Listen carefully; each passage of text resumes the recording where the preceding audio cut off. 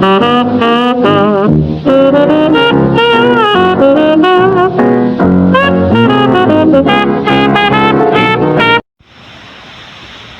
all stand for our prayer. Deacon, can you please lead the prayer? Amen. Good afternoon, class. Once again, good afternoon, class. It seems that you didn't feel energy for this afternoon.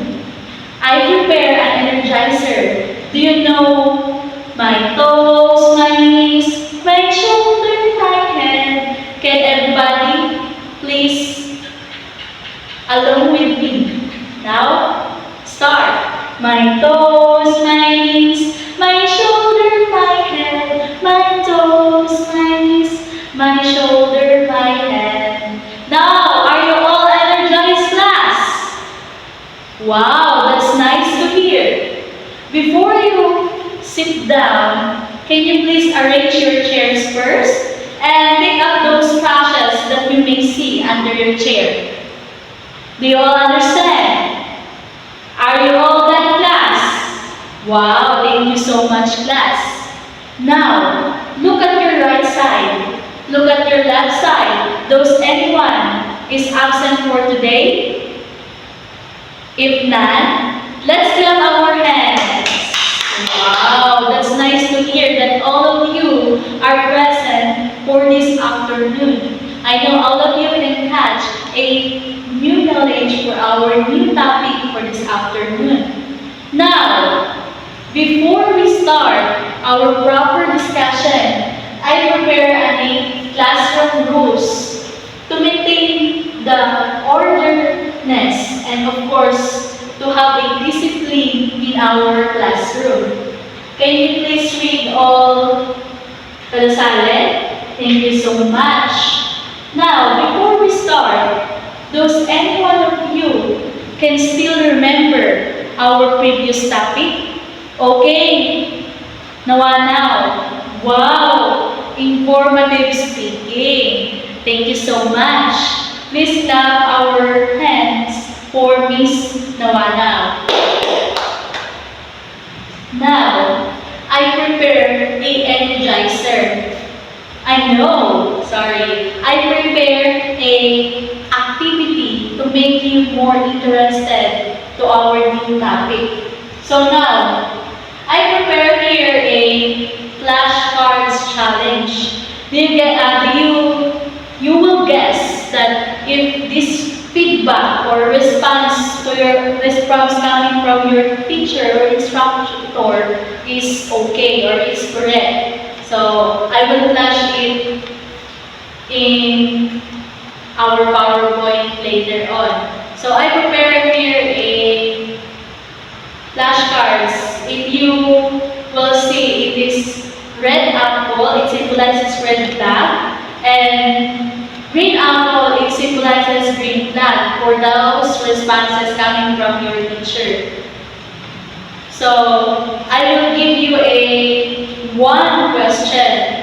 So to make it fast, this will be the group 1 and the group 2. I will give you a paper that symbolizes the question.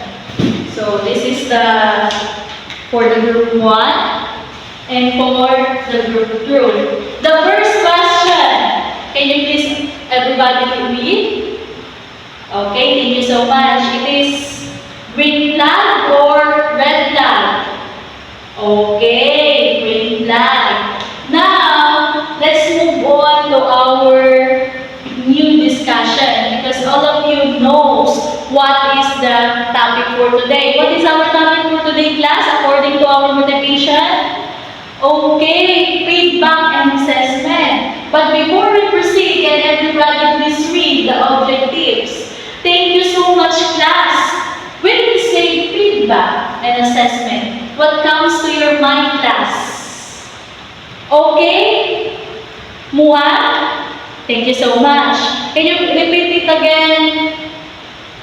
Palantir? Thank you so much.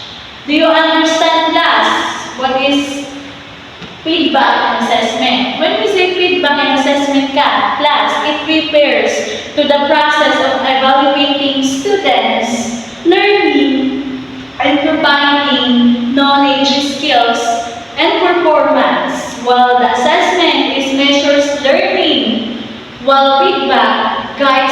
progress on how to improve.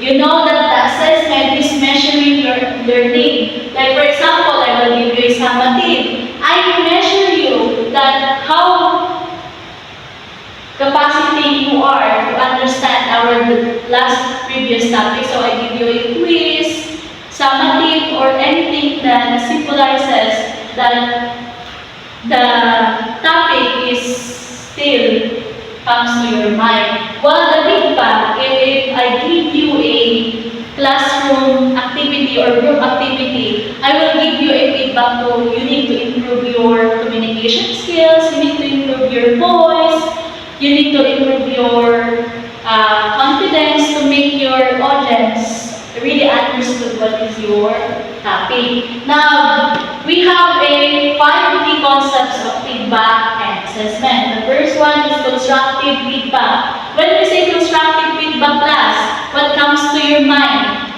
Okay, Sir Rosa? Can you repeat it again, Palomar? Thank you so much. Do you understand Lastimoso? Thank you so much. When we say constructive feedback, it is not meant to criticize other or your students.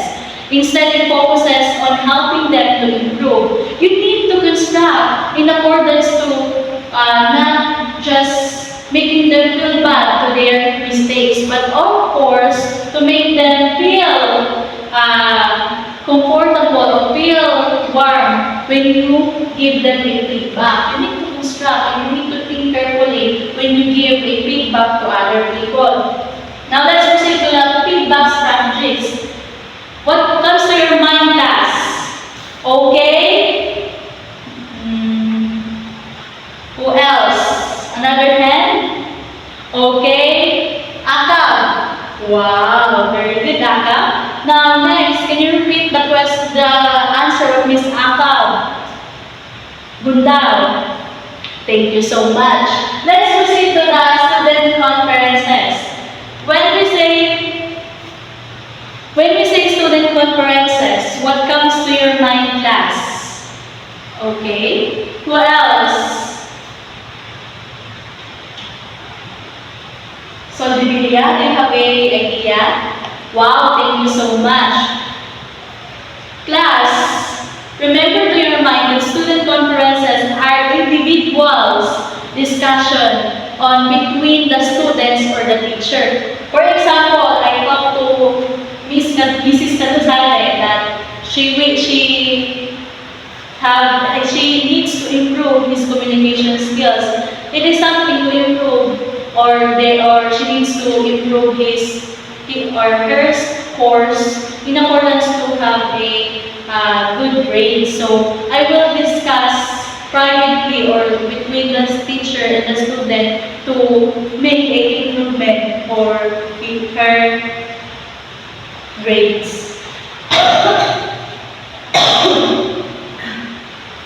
Now let's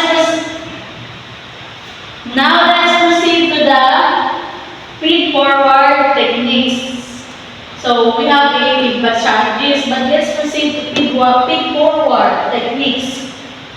When we say feed-forward techniques class, it focuses on giving suggestion that helps students to improve their future performance, not only discussing past mistakes. For example, I discuss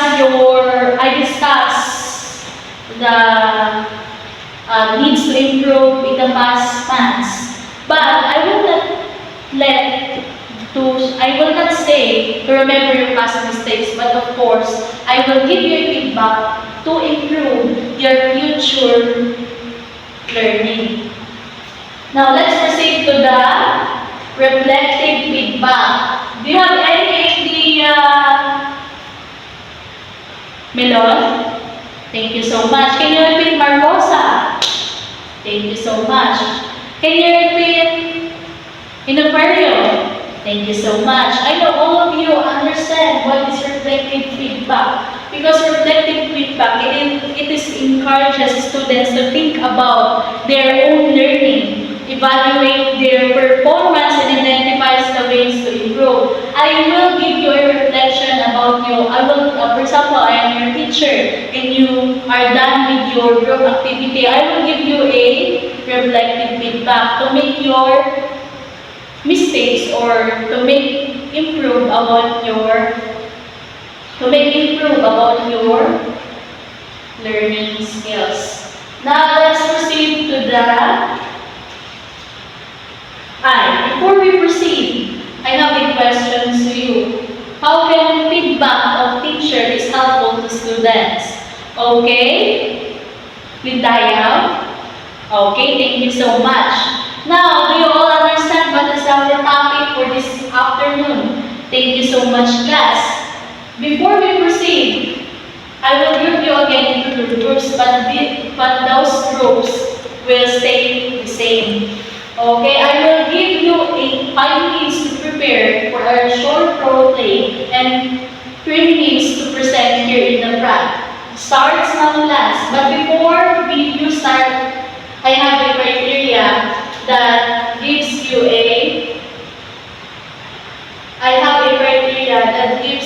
the points you have. This is 100 points, class. This is not 50 points. I type error of this criteria. Now let's start. Okay, the 5 minutes is done. Group 1, please present your short role play. Thank you so much. Now let's proceed to group 2. Thank you so much. Now, I will give you a score for your role play. The group 1 has a 100 points. Wow, that's confidence because I know all of the members or this group maintain or achieve my criteria. And group 2 will have a 99 points. Wow. Because some error or some of your members doesn't fully participate in our role play. Do you understand, class, what is our topic for today? Okay. Now, I will give you three questions. I will call the name. Okay, so Bibilia, please stand up. So, as a student, how will you appreciate the importance of giving constructive and reflective feedback to improve your learning as a student? Thank you so much, Bibilia. Now let's proceed to Sir Rosa. Sir Rosa, what is the 5 components of feedback and assessment? Thank you so much. Now let's proceed to Baniel. What is your understanding about feedback and assessment? Thank you so much, class. Now, let's proceed to the short quiz. Because I know all of you is really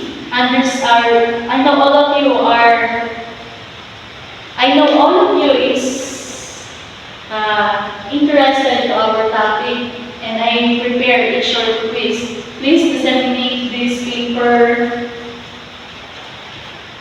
Lapos. Thank you so much. I will give you a 10 minutes to answer those questions inside the paper. Okay, the 10 minutes is done. Can you please pass all of your papers in the center aisle? Thank you so much, class. Now, before you go home, I have a assignment that I prepared for tomorrow. Please copy this on your notebook. Are you all done, class? Thank you so much, class. Can you please all stand? Goodbye, class. Thank you and goodbye.